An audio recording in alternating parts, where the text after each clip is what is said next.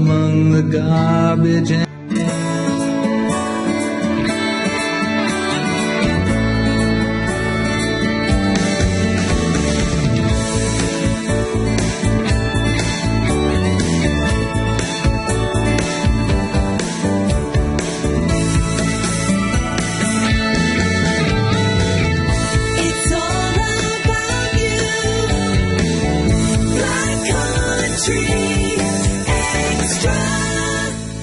welcome to Extra on a very, very special week, Alcohol Awareness Week, and we're doing a programme at 4 till 5 every day bar Saturday with David and Declan. And so I'm going to hand over to you then, David.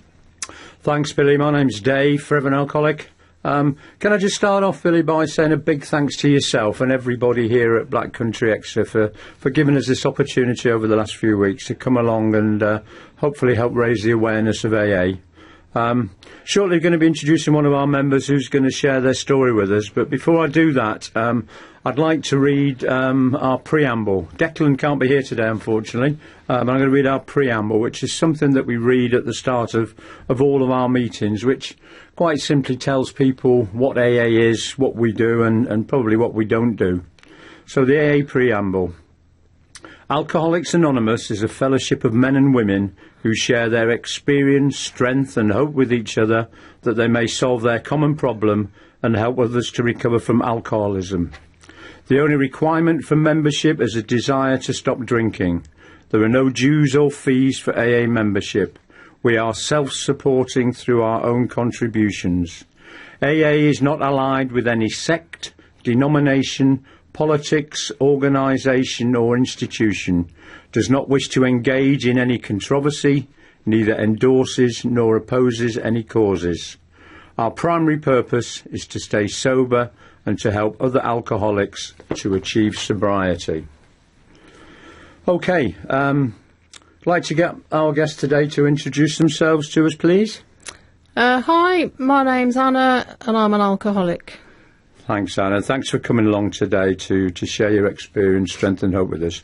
Can I ask you to start off by just giving us a bit of background about yourself, your sort of family life and your early days, if you like? Yes, I've got an older brother. I grew up in Sedgley, between Sedgley and Womburn, and my dad went out to work and my mum was a stay-at-home mum.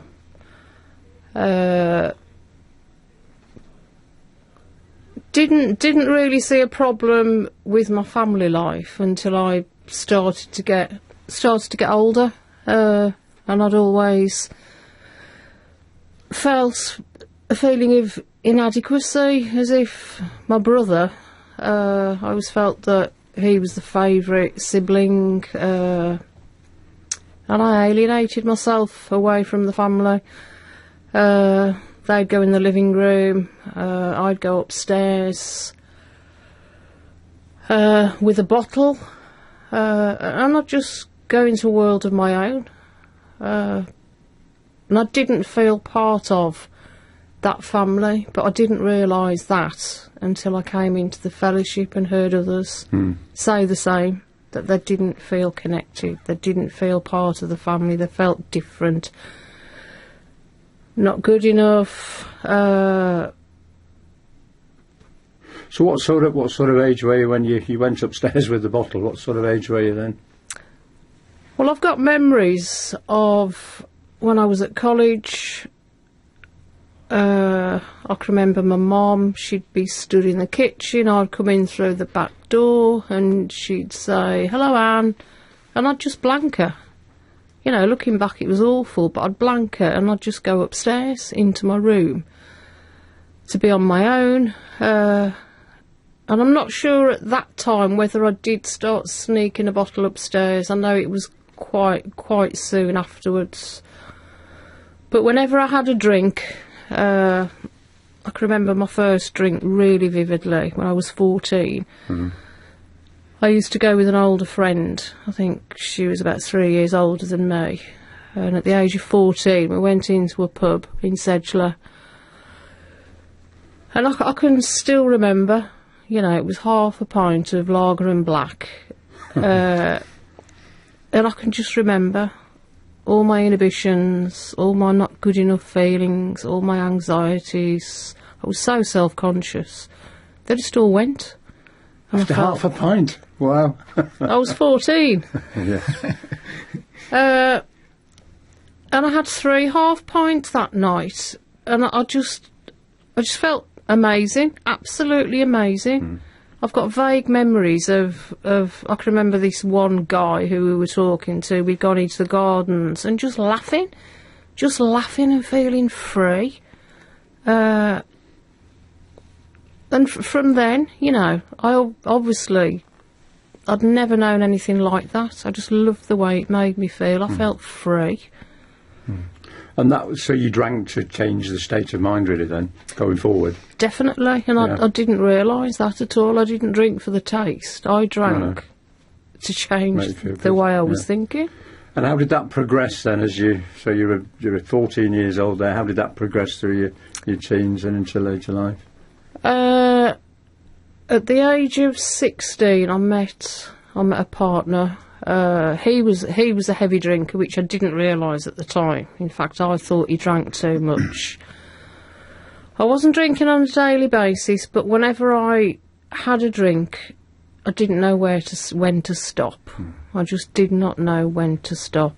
You know, when my friends had stopped, I just carried on. I made my friends laugh, which made me feel good about myself. You know, they're laughing at... I didn't think they're laughing at me, but I just used to laugh. And, you know, I've got many, many memories of getting into the car and, you know, it didn't matter if I was the driver or I wasn't the driver. You know, I should have really thought, well, I can only have 1 or 2 I'm driving, but once I'd had that one drink, that's all it took. I could not stop. You know, and drink made me do things that, you know, I wouldn't have done sober. I just wouldn't have done them at all. I think that's a sort of fairly common, the way a lot of people feel it progresses, you know, that you just changes you just pick up that first one, you can't stop, and it just changes the way you feel, and we do stuff that, in hindsight, we're not very proud of down the line. Definitely. So, when did you realise then that you were drinking too much, or drinking more than your mates, and it was beginning to become a problem? Yeah, there was a significant part in my life which, you know, I've heard that it happens with quite a few ladies. I'd always wanted to get married and be a stay-at-home mom. Ideally have a daughter. And everyone I met, I didn't get married until later than months. And I had a child.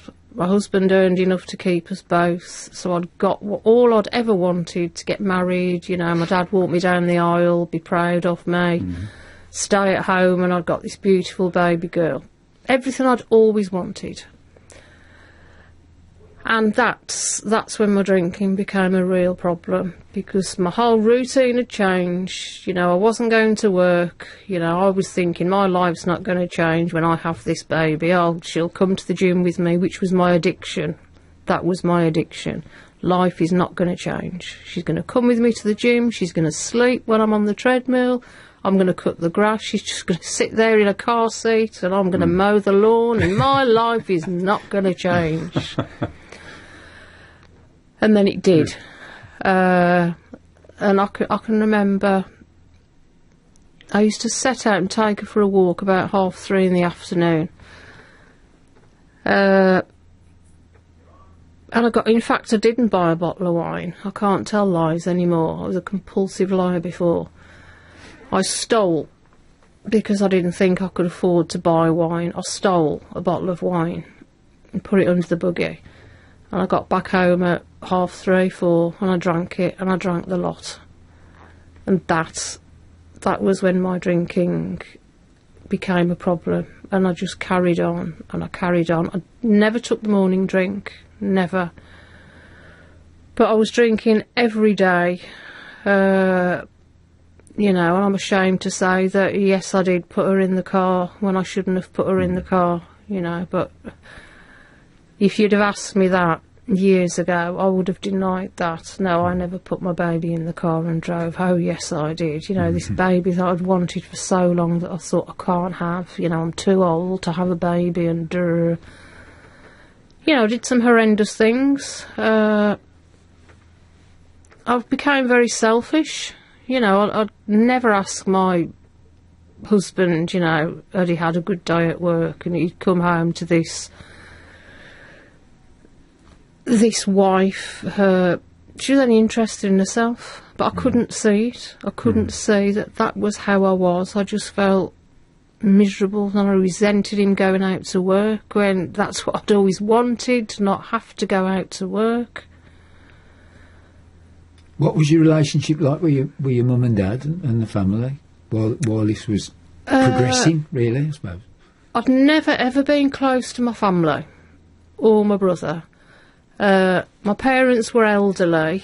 My dad wasn't very well, so I didn't see a lot of my parents. They didn't know anything about it, and neither did my brother. So it was sort of enclosed, really. Very enclosed. It was just me, myself and I, and the bottle. Yeah. So what made you then realise, I mean, this has progressed for some time, obviously, what made you realise then that you had a problem with alcohol? I didn't realise I'd got a problem until 2010, and my husband's behaviour. He was working really hard. It was time where it was the recession. He was working 4 days a week, and then the company, you know, the work just exploded. And looking back on it now, he'd go into the dining room and he'd put all his spreadsheets on the table and he'd be working. I'd sit in the living room with my bottle of wine watching the soaps, and looking back I can see the signs. And he took a week off work and he became very, very quiet, very insular. And I can remember saying, "What's the matter?" "Nothing." "What's the matter?" "Nothing." And he said, "I'll tell you sometime." And I said, "No, I want you to tell me now." And he said, "I'll tell you when Emma's gone to bed." And basically he told me that he didn't love me anymore and he was leaving. I'd got no idea. He hadn't been happy for a long time, he said. And basically he left. He left me with this 5-year-old. My dad was seriously ill in hospital. And my drinking just accelerated. I was petrified. So scared. How am I going to pay the mortgage? How am I going to do this? How am I going to do that? I was petrified. So, you know, my drinking increased to stop me thinking and feeling the fear. Thankfully, I think it was about a year later, if that, I thought, I've got a problem here.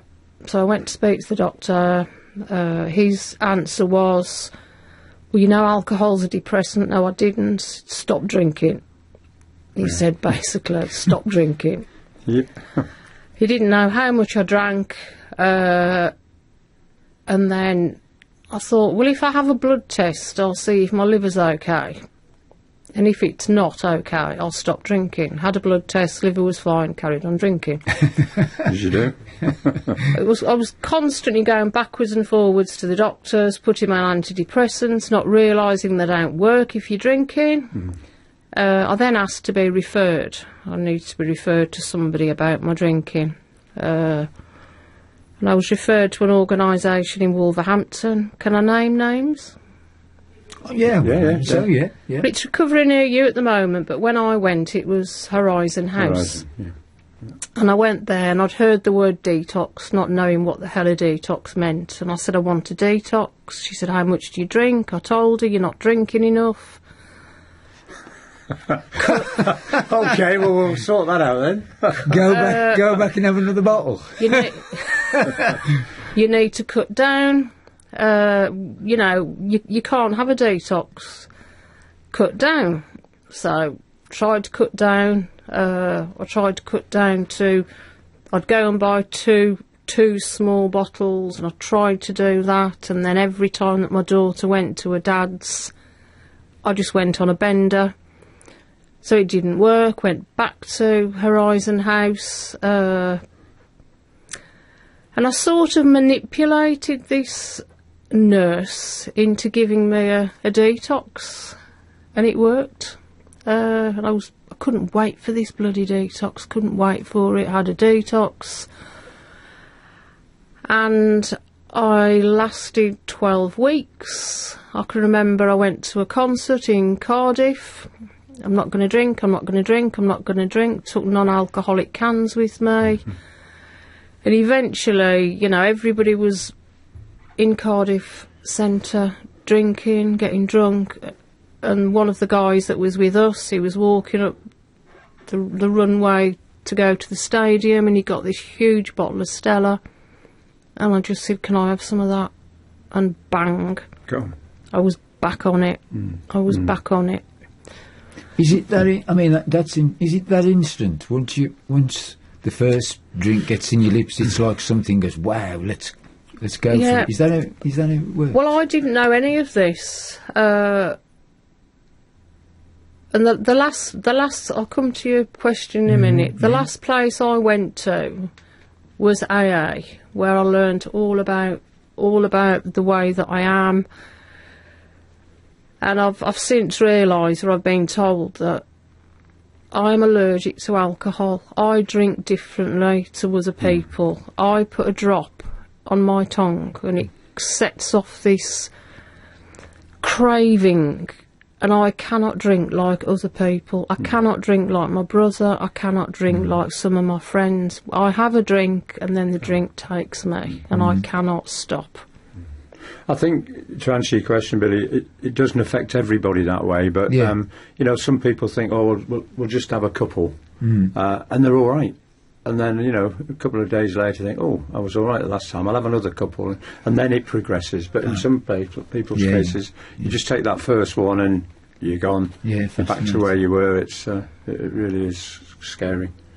And, you know, all these other support groups, AA's philosophy is abstinence, absolute abstinence, we say it stands for. Because if you're an alcoholic like I am and like Anne is, you know, one drop of alcohol will set you back there.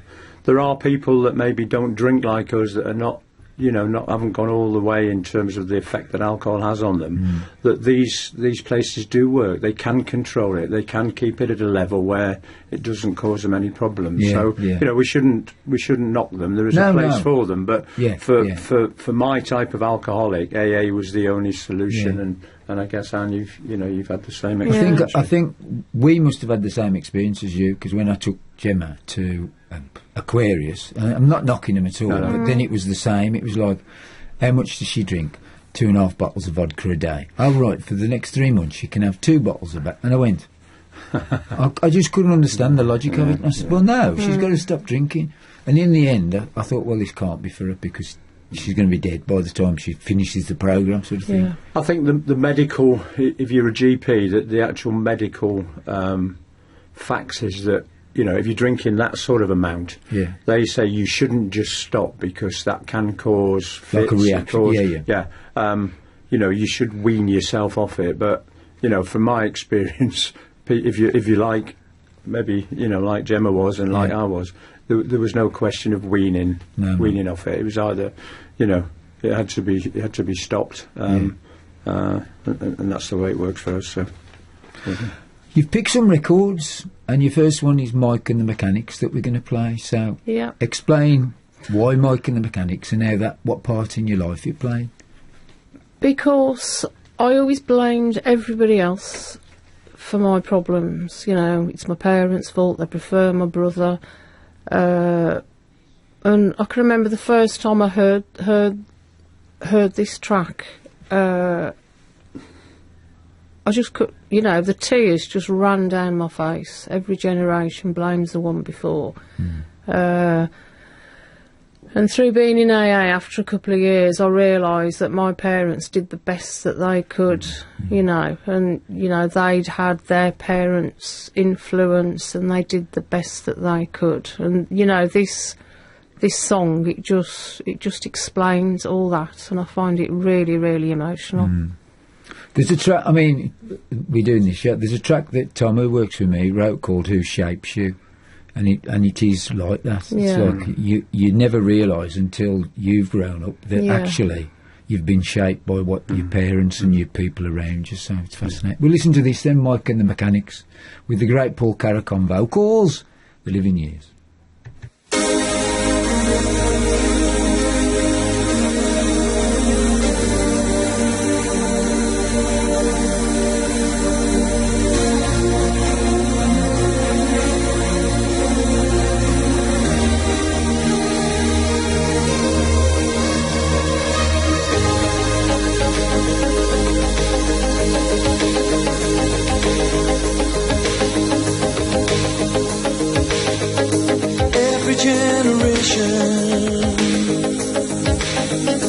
Blames the one before, and all of their frustrations come beating on your door. I know that I'm a prisoner to all my father held so dear. I know that I'm a hostage to all his hopes and fears. I just wish I could have told him in the living years. More crumpled bits of paper filled with imperfect thoughts,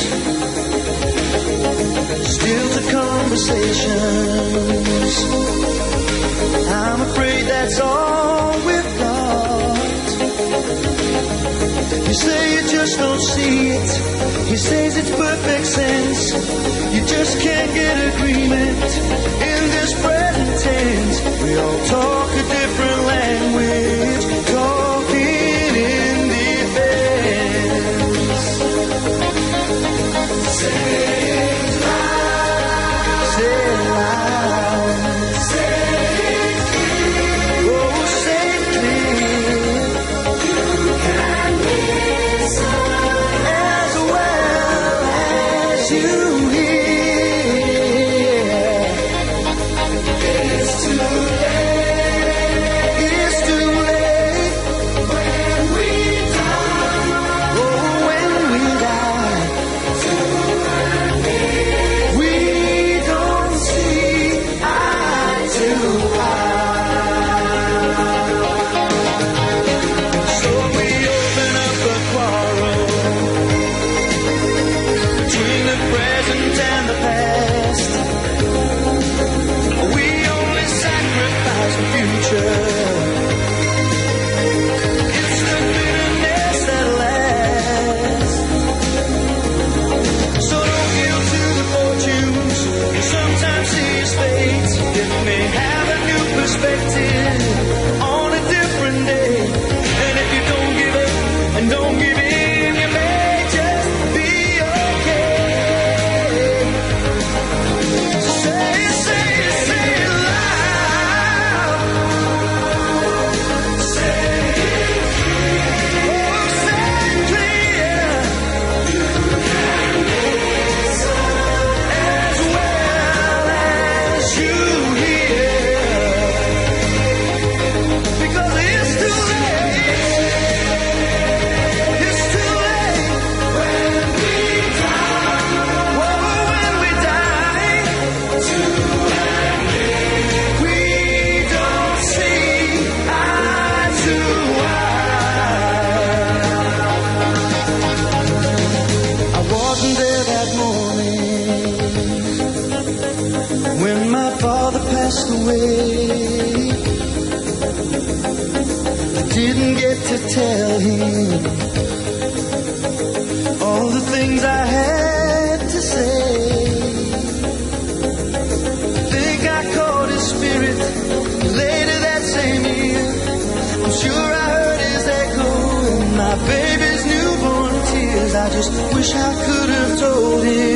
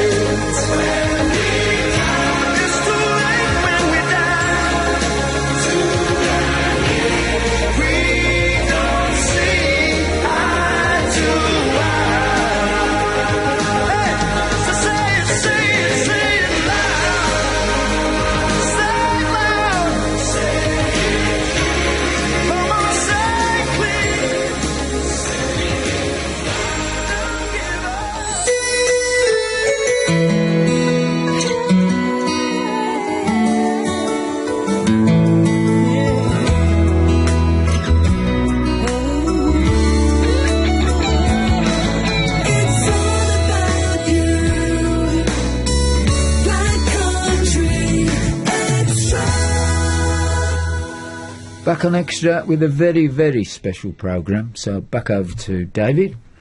Thanks, Billy. That was a lovely track, Anne, I have to say. I've heard that before, but never listened to the words, really. It's quite poignant, and yeah, I can understand how emotional you got on that. OK, going back then, you've before your record, your drinking was out of control. What was the final straw? You went to rehab. You came out, that didn't work. I think you said you did 12 weeks. I didn't go. What got you to AA?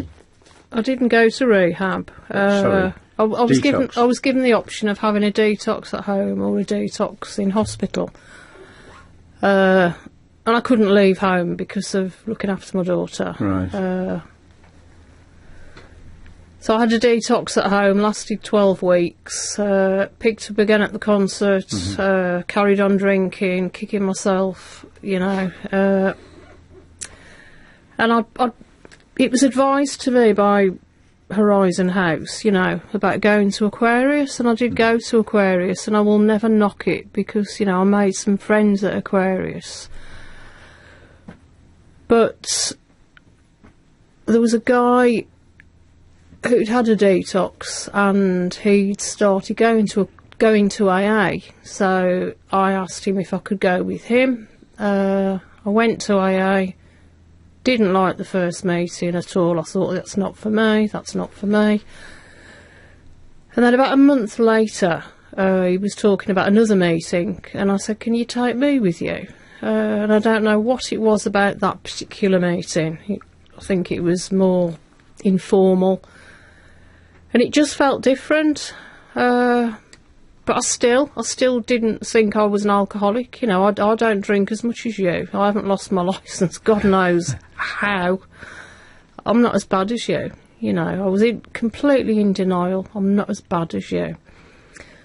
But, thankfully I kept going back, and, the more times I went, I heard things that I needed to hear, and I can remember one lady sharing, and that share was what I needed to hear. It was basically the fact that alcohol is a great remover. It should remove my marriage, and this lady went on to say that it should removed her daughter. Her daughter was taken off her, and at this point her daughter was in her 20s, and she still had zero respect for her mum. And that was what I needed to hear, the thought of my daughter being taken off me. I needed to hear that. And I just focused on that, It's either the booze or it's my daughter. I know for some people, they've gone farther than I had, and, that wouldn't stop them. But, thankfully, I stopped when I did. Before there was no going back. And that was it. And I still didn't understand AA, but, the more I kept going back, it had a drip, drip, drip effect. And it's that feeling of, I'd never felt connected to anybody. Never. And it's that sense of connection. That sense of belonging. Like-minded people. Yeah. I didn't think so at the time, but people get me. I'd never met anyone that got me and didn't judge me and didn't feel not good enough. And, the honesty is just incredible in the rooms. It really is. Going back to your comment there, when you first came to the meetings, you didn't like it. Was that because you didn't want to accept that you were an alcoholic, or you just didn't like the stuff that was being said at the meetings? What changed as you kept on going? I just felt on the outside, everybody seemed to know each other. I was just so self-conscious. I didn't want people to talk to me. When I went back the next week, they said, are you all right? And I thought, are they trying to say, have you had a drink? I was just so self-absorbed. But, thankfully... What changed that then? What changed that over the meetings? It just hearing the shares that really hit home? It was hearing that share about what I could lose. I was scared. I was so scared. And I was frightened to death, what I heard. I heard that people die. you know, I've heard so many horror stories, and you know, since the years I've been in AA, I've been to funerals, you know, and you know, it's true, you know, it kills people, kills people. Yeah, I know that, yeah. I think some of the advice I was given back in the early days when I came in was 2 things you need to do. One, buy a big book, which is our sort of instruction manual, if you like, and secondly, buy a black tie, which is a bit, I mean, we laugh about it now, but you know. I've been to a lot of funerals in the few years I've been around. But so you got it. You got the message. I got it. It took quite a long time, but you know, this alcoholic wants everything now. Impatient, you know. You're no different to any other alcoholic. No. You want 20 years sobriety and a couple of meetings, don't you? But the hangovers had gone. You know, and I could feel my physical health improving. I just felt better healthily, but my head was still, you know, the same old head. So how did that progress then with you getting into AA? How did you get your head sorted out? You clearly have by now. I had to become willing. If I wanted what the other members in AA had got, I had to be willing to take on board their suggestions. I had to stop lying. I had to become honest with me. I didn't know why I lied, and I found out by my first sponsor that I didn't feel good enough. So, you know, I always had to, you know, say things to make them bigger and better than, thinking that people would think, you know, be impressed. And she told me that, you know, nobody thinks anything, you know. Whether you're this or you're that, so I had to become honest, you know, and I had to take on board suggestions, which, you know, AA doesn't just show us how to stop drinking, it shows us how to live life on life's terms, which was something I could not do. I think there's a sort of an acronym, whatever they call it, this HOW, H-O-W, and I think within AA, and the first one is honesty, and certainly for me, and you've just sort of confirmed that, you need to get honest with yourself first. You need to accept what you are, that you are like these other people in the room. And the O is for open-mindedness. You just need to keep an open mind on it, because when you first come into AA, it's mind-blowing, some of the stuff you hear, but you need to just keep an open mind on that. And then you need to be willing to do what people say. You need to work the programme, get yourself a sponsor, and just work through the steps and just keep coming back to those meetings. And that's how it works, and it works for millions of people worldwide every day. Keeps us alive. So, how did the relationship with your daughter change? Oh, it's amazing. 'Cause obviously she was growing up. Yeah, it's had a ripple effect. You know, she's now 16, and which is a really strange age to be able to deal with it. We've got a relationship that I always wanted with my mum. You know, there's just the two of us and the cat. We spent a week in Devon a couple of weeks ago, and oh my God, you know, our relationship is. You know, I couldn't, if I'd have carried on drinking, I know that I'd have lost her. Yeah. But, you know, that's my favourite part of being sober. My relationship with my daughter, it's phenomenal. And in terms of, like we were saying earlier about Tom's poem, who shaped you, do you think your experience and her experience has given her a strength in a way, not just in terms of the way she looks at alcoholics and that, Definitely. but the world as such? Definitely. She's an empath, she's kind, she's caring. You know, I'm really proud of her. You know, she has her moments, I have my moments, but, you know, I'm really proud of her. Yeah. And I think that's lovely. It's a real positive entity. Yeah, and she could have turned out so different now. Yeah. Well, we always say, I mean, the girls from AA were saying from Al-Anon rather, were saying, you know, it is a family disease. If families are affected, when you're drinking, they're affected badly. And when you get sober, life improves, not just for you, but for everybody around you, for your kids, your partners, everybody else. So that's wonderful. So how long can I ask since your last drink, Anna? It'll be 8 years on January the 2nd. Oh, well done. Well done. So you have a proper Christmas then, like a kick in the pants after Christmas, yeah? Another year, great stuff. Yeah, it just doesn't seem real, really. No. No, it doesn't. No, and I've asked a few people, do you feel the same? And they say yes. Yeah. It's as if it's too good to be true, Blimey. but it's not. But we just do it one day at a time, yeah, don't we? And that's definitely. the key. And I could never People get that. No. I could never get that. I mean, in did the you ever beginning. imagine you'd get to be Never. this length, Never. No. But I had to change. Yeah. I had to change who I was, as well as putting down the drink. If I'd have stayed the same, I wouldn't be sober today. Yeah, it is about change. It's a programme of change, and you can't hang around with the same people that you used to drink with and do a lot of the stuff that you did. You need to just change your life. Really. That's interesting. How has the circle of friends changed? And did you have some that stayed with you, and others that just? And you've got new ones, obviously.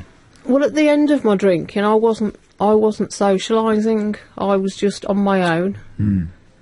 Well, with the bottle, I was on my own. It wasn't enjoyable at the end. I just didn't want to go out. I've still got friends. I've got a few friends who aren't in AA, but the friends I've got in AA, I'm never alone ever. I think that the strength of the fellowship is what we call it, which is a group of friends. Is spectacular within AA.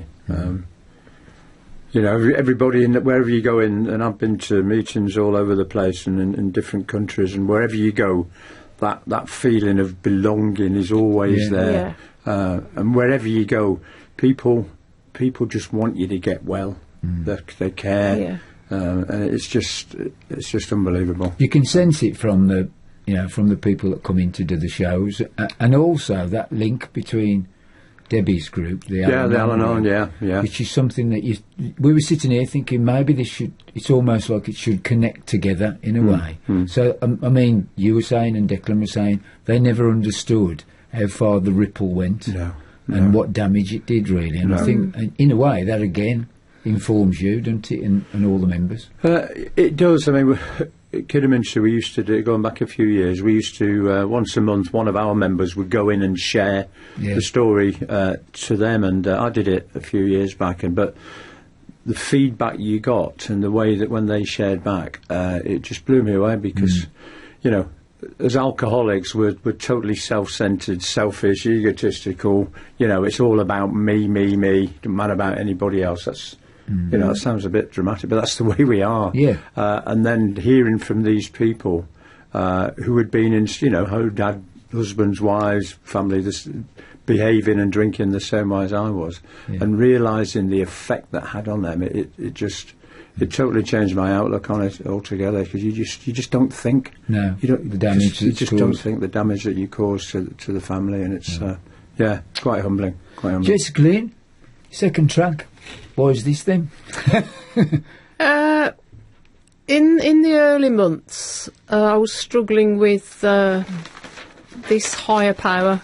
I was really struggling with it, and a lady with longer sobriety than myself, she said, listen to Take Me Home by Jess Glynn. She said that, and every suggestion that's been made to me, I've done it. Yeah. So if ever anything's going on in my life, not a want to drink, anything, like, my mum passing away, if my head's not in a good place, I put this on and it calms me. Right. And that's the power of music, isn't it, really? Yeah. Let's have a listen to this.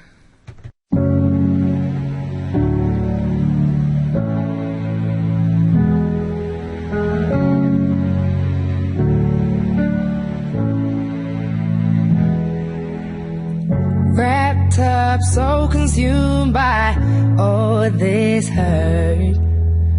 If you ask me, don't know where to start. Anger, love, confusion, roads that go nowhere. I know there's somewhere better, 'cause you always take me there. Came to you with a broken faith, gave me more than a hand to hold. Call before I hit the ground. Tell me I'm safe, you Would you take the wheel if I lose control? If I'm lying here, will you take me home? Could you take care of a broken soul? Will you hold me now? Or will you take me home? Or will you take me home? Or will you take me home? Or will you take me home? Or will you take me home? Hold a gun to my head, count 1, 2, 3. If it helps me walk away, then it's what I need. Every minute gets easier the more you talk to me. You rationalize my darkest thoughts, yeah, you set them free. Came to you with a broken faith, gave me more than a hand to hold. Caught before I hit the ground. Tell me I'm safe, you got me now. Would you take the wheel if I lose control? If I'm lying here, will you take me home? Could you take care of a broken soul? Or will you hold me now? Or will you take me home? Or will you take me home? Or will you take me home? Or will you take me home? You said space will make it better and time will make it heal. I won't be lost forever and soon I wouldn't feel like I'm haunted or falling. You say space will make it better and time will make it heal. I won't be lost forever and soon I wouldn't feel like I'm haunted or falling. You say space will make it better and time will make it heal. I won't be lost forever and soon I wouldn't feel like I'm haunted or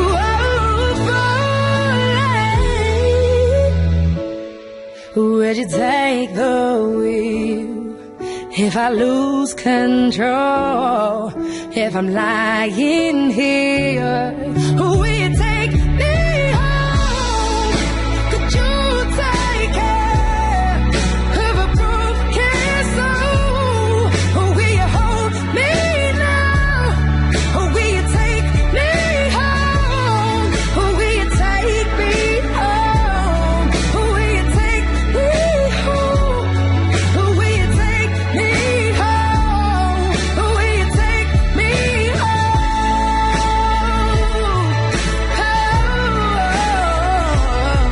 Or will you take me home?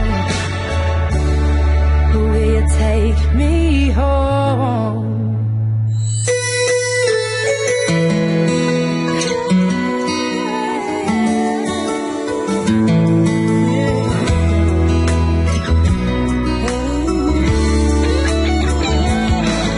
It's all about you, Black Country Extra.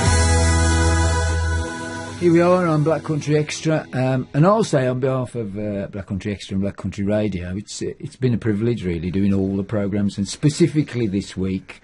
So, David, have you got the contacts in case anybody who's listening to this wants to get in touch, really? Yeah, sure. Probably the way for everybody, Billy, is to Google Alcoholics Anonymous UK.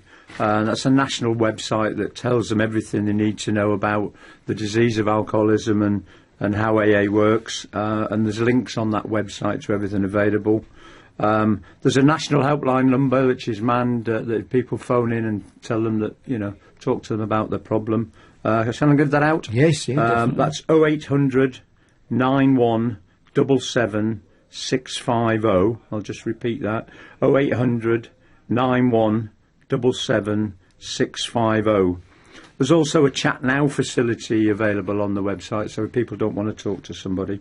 But most importantly on there, there's our meeting finder, so if people just key in their postcode, it'll tell them details of all the live meetings locally with the addresses and postcodes and times and everything. And there's also still a number of Zoom meetings going as a sort of hangover from... hangover's not the right word, is it? That's a bit of a choice of words. But that's after From COVID, the yeah, COVID. it's still going Yeah. there. So, And there yeah. are so many meetings in the Black. I was surprised how many meetings. I think there in the Black Country, in the intergroup, which is the group of meetings that I represent, I think there's something like 53 meetings a week. And then if you get into, if you go over the border into Birmingham, there's the same, and are. down in You just have to have your Worcestershire. passport stamped Yeah, if you we've go got to over get the your border, I'm passport afraid. But I mean, if there's somebody out there struggling, please do phone. And if there's only one of you that goes to a meeting, then that's one other Yeah, person, and it's absolutely. on the road. Absolutely. So, Absolutely. so it's so important. Okay, Anna, thanks for what you've told us so far. We just touched on the sort of lockdown. How did AA cope, and how did you cope during that time? Well, I tried Zoom. I tried Zoom meetings, and there were about 5 of us from the fellowship from AA that we actually set our own group up on Messenger via Facebook, and that worked for us because I think there were 8 in the group at the end, but there weren't 8 on at the same time. But because we knew each other, that worked better for me. The smaller group. Right. And I kept busy. I kept really busy. I virtually painted the house. Still got the manic head at times. But I know a lot of people suffered, but I just kept busy and in regular good. contact with people. Yeah. Just keep that contact going. So you've got 7, nearly 8 years sobriety now. So you're living proof that it works. It works. If there are people out there listening that maybe like you, they're not convinced of an alcoholic, but they think, oh, maybe I'm drinking a bit too much, and maybe I need to, get a bit of help. What sort of advice would you give them to look at that? If you still believe you're not an alcoholic, which I didn't think I'd gone far enough. Remember it. Alcohol is a great remover, and I was fed up of being fed up. Just phone the helpline, and you'll get a chance to talk to some. Just have a conversation with somebody who's been where you've been. Just give it a chance. I wouldn't go back to that life for anything. And all that takes is one drink to get me back to that life of misery and loneliness. And just pick up the phone. And you have a lot of mentors, Dave. So do you mentor somebody else now? Can they pick you and say, well, can I phone you if something's up? Somebody who just joins, or? Well, what happens when a newcomer comes to the meeting? We pass round a list of numbers, ladies for ladies, men for men, and also if they phone the helpline, they're then given the number of somebody in their area. Ah, right. So before coming to a meeting, they can have an informal chat. Yeah. By myself or whoever it is, talking about their experiences. So they've got that contact before they get to a meeting. Yeah. I think that's the thing we emphasise is that the helplines, and we all do a bit of service on that everybody on there is, that they're not trained counsellors, Yeah. you haven't got a degree in whatever. We're all alcoholics, and therefore, we've all been there, done it, got the T-shirt to one degree or another. So we have that understanding. But I think what you were talking about, Billy, is a mentor is a sponsor. So what we recommend to people once they get into the programme and things settle down a bit, they get a sponsor who is a mentor, who is somebody, that has been there, done it, and can advise and look after them and take them through the steps, because it's a 12-step programme that a lot of addiction groups have similar sort of thing, and it just helps them change their lives and live their lives on an ongoing basis. So that works well. So given the length of time you've been in, Anne, you're all right now, aren't you? aren't you? Why, No. why do you still keep coming to AA meetings? Come on. To deal with life, you know. For example, my mum passed away in August. You know, I came to the groups to share the way I felt. You know, I've got this connection, this belonging, you know. I never want to let that go. I don't keep stuff in my head anymore. You know, I share it. I share it with other people. And there's always someone that's been through the same. You know, there were people who'd lost their mums. They were there, you know, to give feedback. You know, it's phenomenal. It really is. It's not the drink. It's my head. You know, and so, you know, I will always go to AA. It's a massive part of my life. I think it's, you know, we've said before in some of the shares, it is a lifetime disease. It you know, it's progressive. It, you know, as much as and there's no cure. All we can do is keep it in remission, like you would do with cancer, God forbid, or whatever else. And it's subject to keeping that spiritual and keeping that mind healthy, really, Definitely. and that Do you, ongoing. do you feel spiritual? I mean, we talk about the differences between religion and being spiritual, and do you feel Yes, spiritual very because of going? Yeah, Absolutely. yeah. But not in a religious way. No. No. That's what put me off at first. Yeah. But you know, it can be a higher power of your choice, and that took me ages to get a concept of.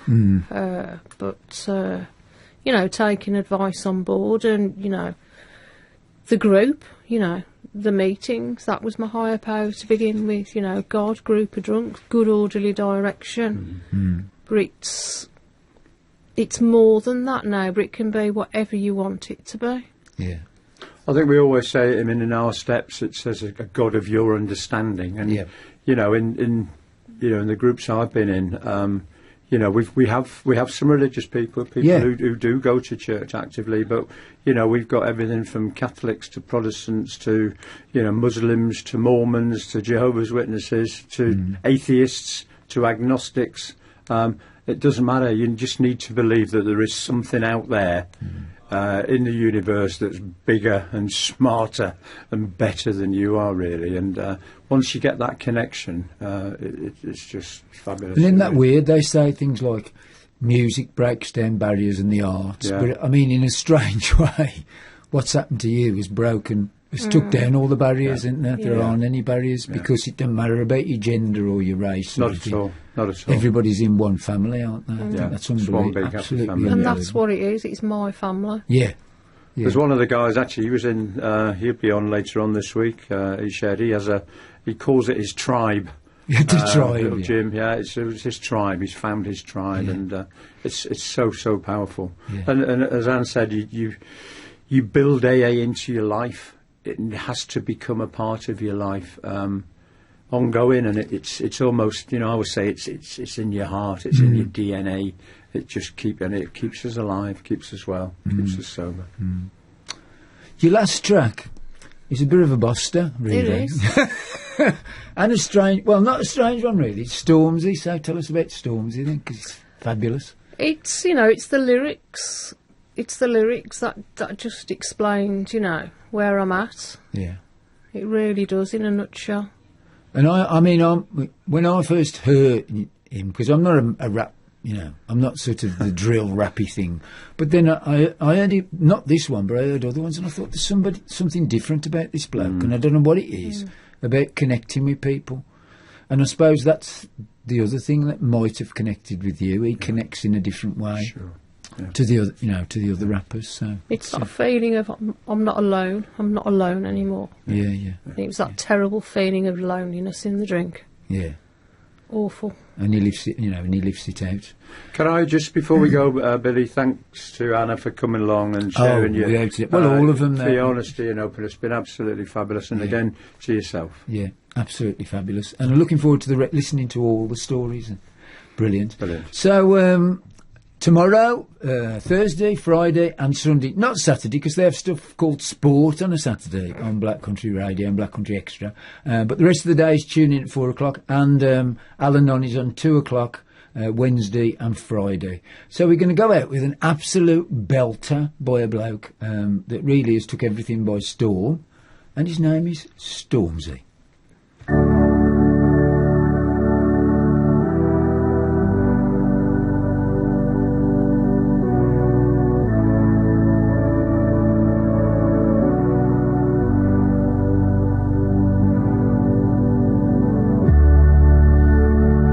Blinded by your grace.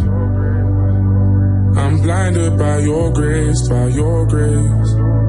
I'm blinded by your grace. I'm blinded by your Lord, I've been broken. Although I'm not worthy, you fix me. I'm blinded by your grace. You came and saved me. Lord, I've been broken. Although I'm not worthy, you fixed me. Now I'm blinded by your grace. You came and saved me. One time for the Lord, and one time for the cause. And one round of applause, one time for Fraser T. Smith on the chords. I think we got one. I stay prayed up, then I get the job done. Yeah, I'm Abigail's youth, but I'm God's son. But I'm up now, look at what God's done. No, I'm real talk, look at what God did. On the main stage, running around topless. My phone flips, and I tell him that we got this. This is God's plan, they can never stop this. Like, wait right there, could you stop my verse? You saved this kid, and I'm not your first. It's not by blood, and it's not by birth. But oh my God, what a God I serve. Lord, I've been broken. Although I'm not worthy, you fix me. I'm blinded by your grace. You came and saved me. Lord, I've been broken. Although I'm not worthy, you fix me. Now I'm blinded by your grace. You came and saved me. I said a prayer this morning. I prayed I would find a way to another